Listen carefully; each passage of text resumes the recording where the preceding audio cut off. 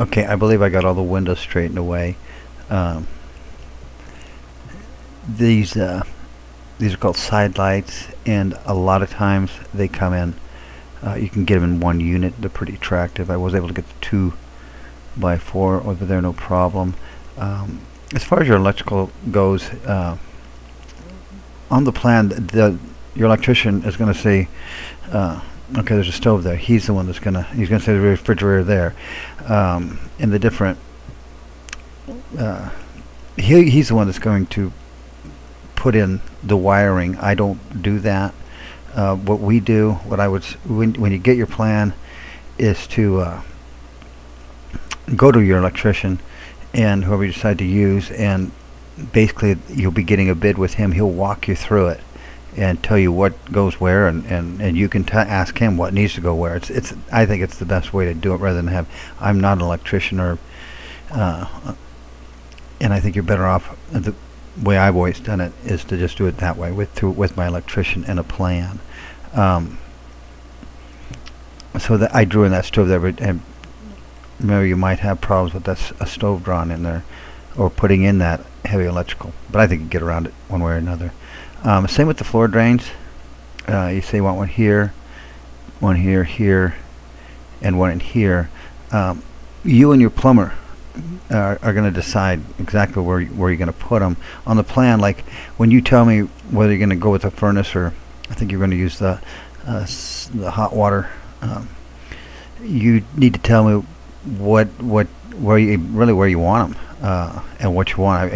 I know you want a hot water tank. Normally, in a normal house, I draw a hot water tank and then draw a furnace, and it's just straight looking down at it, so it's just a square and a circle. And exactly where they put them is kind of up to the plumber. What I need to do is provide them with enough room, and I will draw them in when you tell me what you want. I kind of had assumed they're going to go along here, but you may have a different idea. We haven't talked that much about exact placement of those. As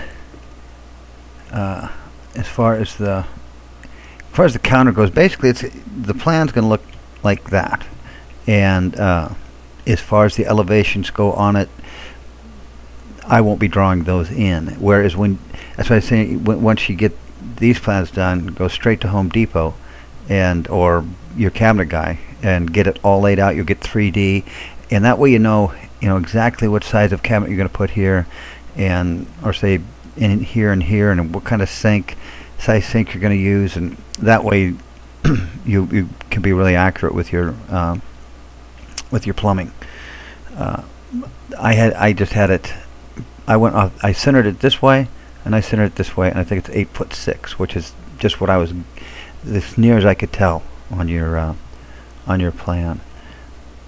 And then we never talked much about this fireplace. I just now drew it in again, and or drew it in for the first time. Again, like this is what the plan will look like, and I would just put like FP, and it's going to be up to in this case, it's going to be the guy, the gas guy, and that's one thing I'm not positive how that works. Would be a real good question, and hopefully, and I wouldn't be surprised if they're going to run the gas up through in the trusses and then down into the wall after it's framed. That seems like a lot easier way of doing it, and I think they can do that, but I'm not positive. So you'll have to find that out.